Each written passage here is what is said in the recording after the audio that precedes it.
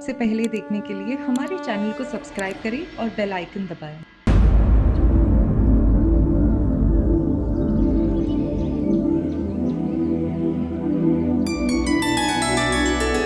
संतान प्राप्ति अस्तु। हम जानना चाहते हैं कि हमें यह सौभाग्य कब प्राप्त होगा। भगवान भोले शंकर को प्रसन्न करने के लिए अंजना को 12 वर्षों तक कठिन तपस्या करनी होगी।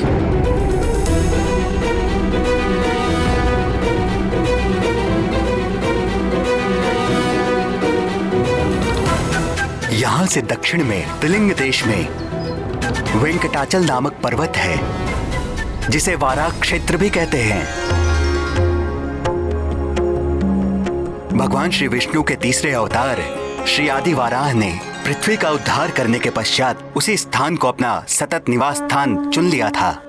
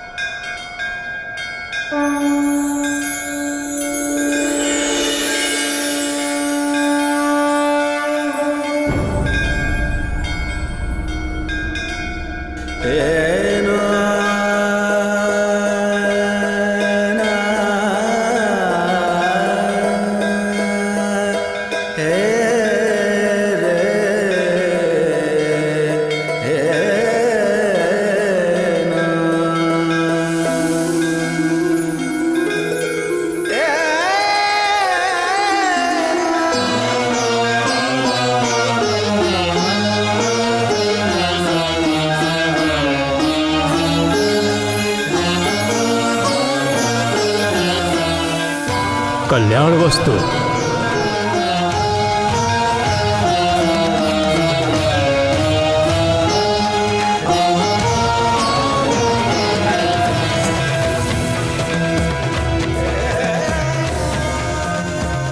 उसके उपरांत आकाश गंगा तीर्थ में स्नान करके तपस्या आरंभ करना। भगवान उमाकांत अवश्य कल्याण करेंगे।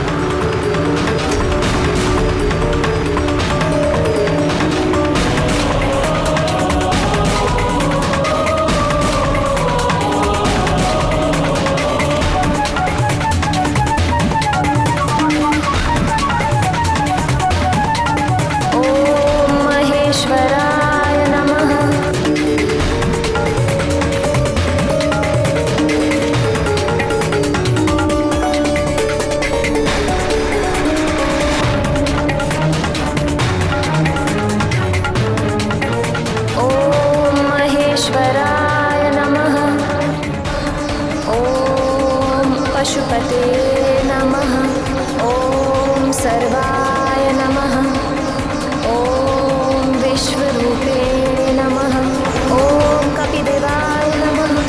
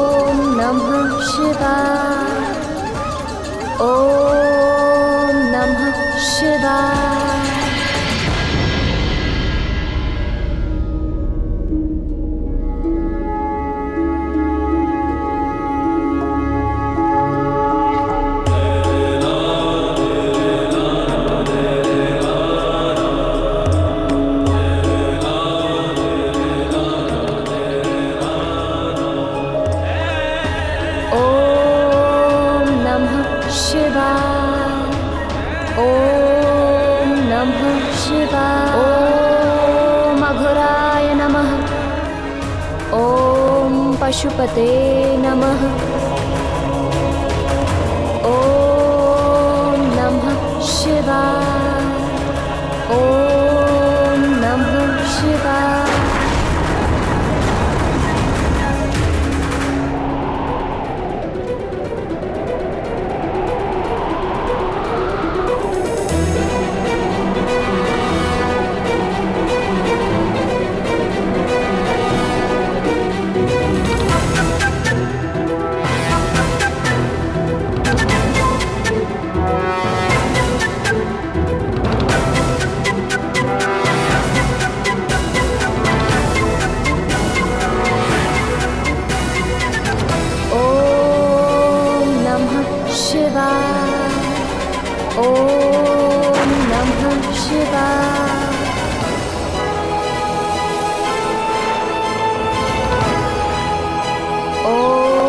पशुपते नमः। इसी प्रकार कठोर तप करते हुए 12 वर्ष व्यतीत हो गए। अंजना की इस घोर तपस्या को देख देखकर करुणामयी जगत जननी भगवती पार्वती का हृदय निरंतर पसीजता रहा, किंतु कैलाशपति भगवान आशुतोष अपनी समाधि से बाहर आने का कोई संकेत तक नहीं दे रहे थे। अंततः सत्व मूर्ति शैलपुत्री का धैर्य छूटने लगा।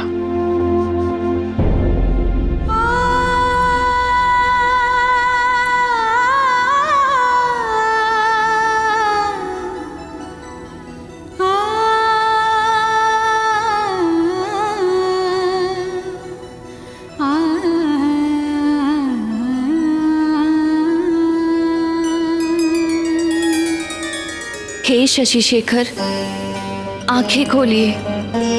अंजना के तप से समस्त लोग कंपित हो उठे हैं। हे दीनानाथ, आप तो आशुतोष हैं, अपने भक्तों पर शीघ्र प्रसन्न हो जाते हैं।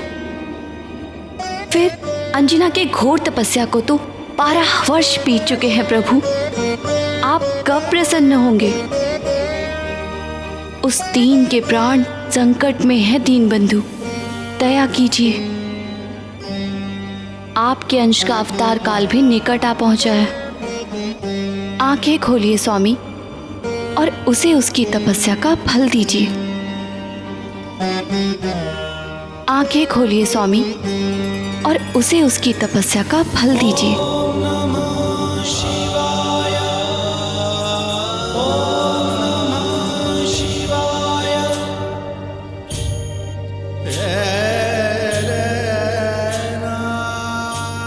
अभी नहीं करुणामयी, अभी एक परीक्षा शेष है।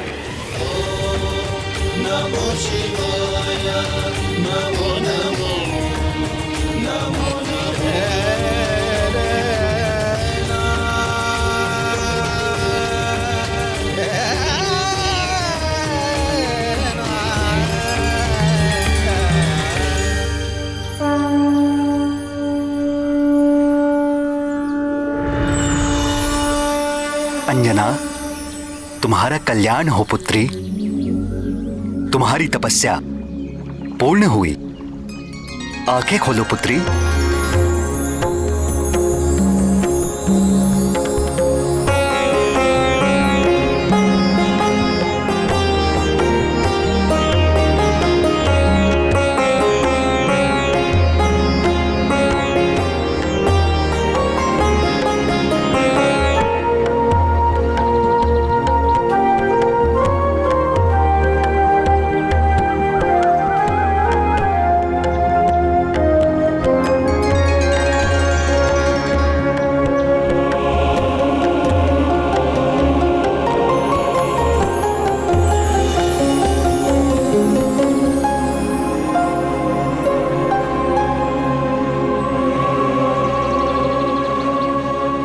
पुत्री, आगामी श्रावण कृष्ण पक्ष की त्रयोदशी को देवाधिदेव महादेव साक्षात तुम्हें दर्शन देंगे और आशीर्वाद प्राप्त होगा। उनके स्वागत का प्रबंध करो पुत्री। और ध्यान रहे पुत्री, भगवान भोले शंकर के सत्कार में कोई त्रुटि ना होने पाए।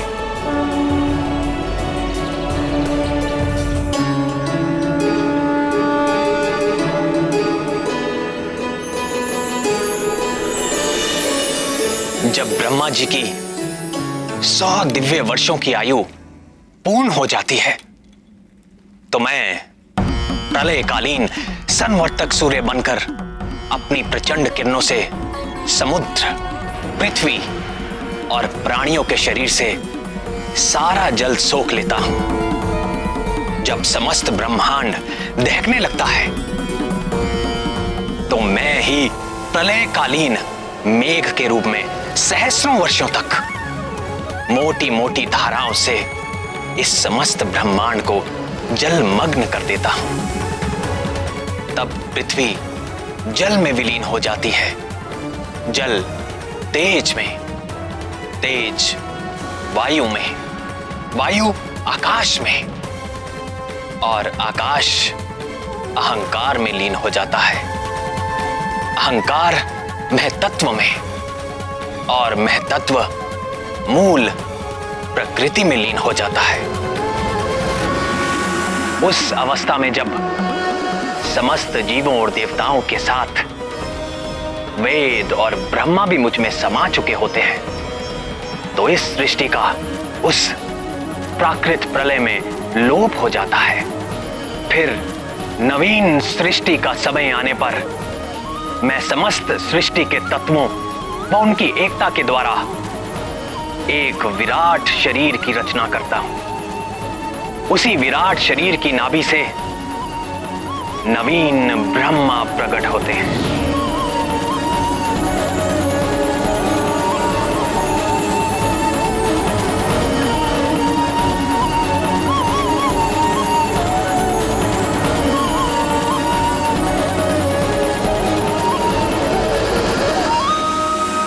अगली प्राकृत सृष्टि के आरंभ में प्रिय हनुमान ब्रह्मा बनकर अपने इस जन्म में अर्जित ज्ञान, विज्ञान और मेरी प्रेरणा के आधार पर वेदों व पुराणों को धारण करेंगे।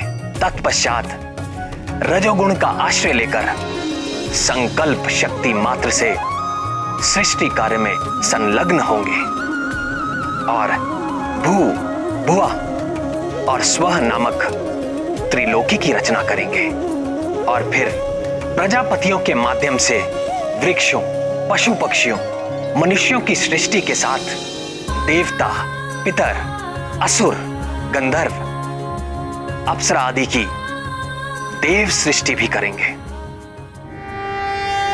यन्नाभि पद्म भवनादहमासमीक्य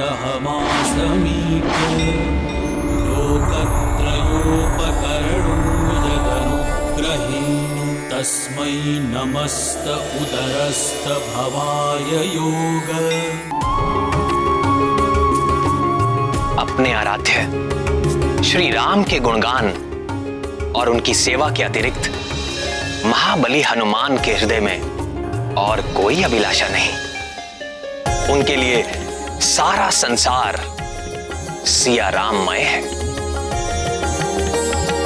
वो चुटकी बजाकर अपने प्रभु की उबासी दूर भगाएं या ब्रह्मा होकर सृष्टि करें, सब कुछ उनके लिए राम काज ही है।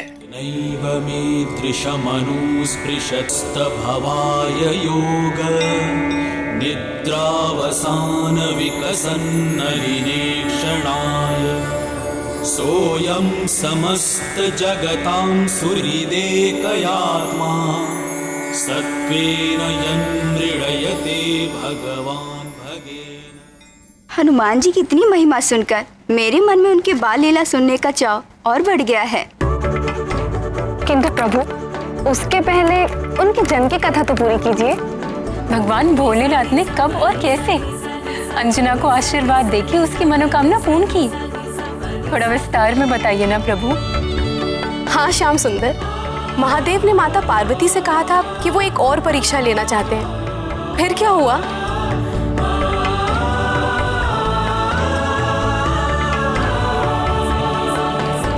अंजना और केसरी को कहां यह ज्ञात था? वो तो भगवान नंदीश्वर के स्वागत का आयोजन कर उनकी प्रतीक्षा कर रहे थे। अंततः श्रावण कृष्ण पक्ष की त्रयोदशी का मंगलकारी दिन आ ही गया।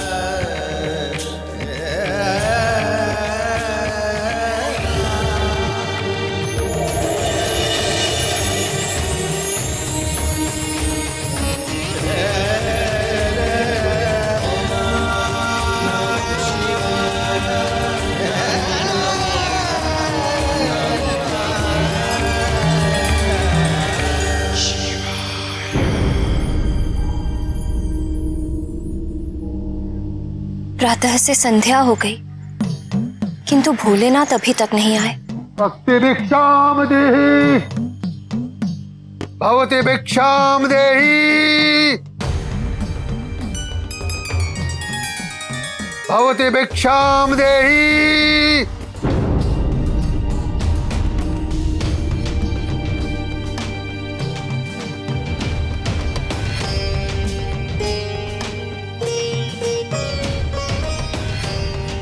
भवति भिक्षाम देहि।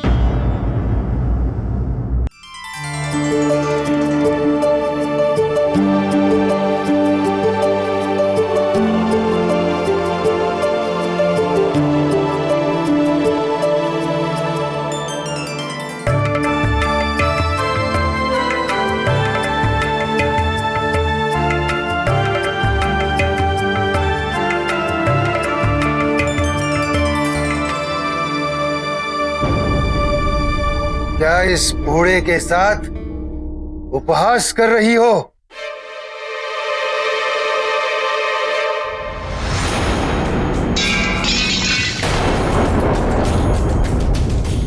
तेरे आधे दांत टूट चुके हैं, आधे दांत सड़ चुके हैं।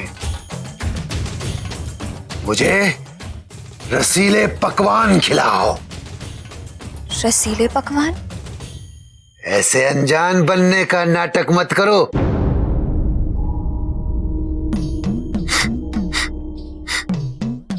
तुम्हारी रसोई में 56 भोग पकाए गए हैं और मैं बड़ी दूर से तुम्हारी उस सुगंध के पीछे यहां तक चला आया हूं। मैं वो भोग लगाए बगैर तुम्हारे द्वार से नहीं जाने वाला हूं।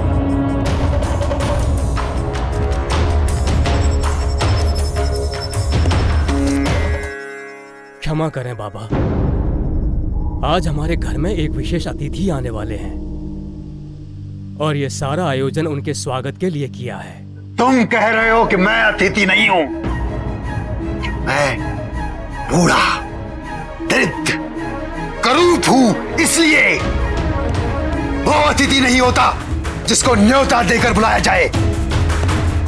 अतिथि वही होता है जो बिना बुलाए किसी भी तिथि में चला जाए। नहीं नहीं बाबा, मेरी बात का अर्थ ये था कि ये सब हमारे इष्ट नहीं, अनिष्ट होगा तुम्हारा।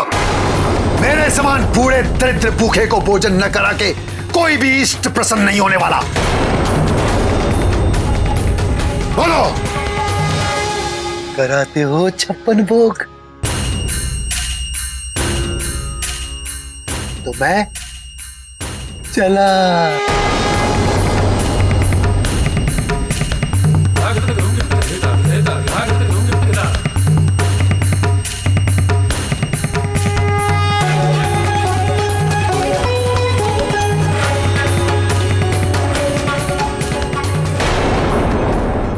राम भक्त वीडियो सबसे पहले देखने के लिए हमारे चैनल को सब्सक्राइब करें और बेल आइकन दबाएं।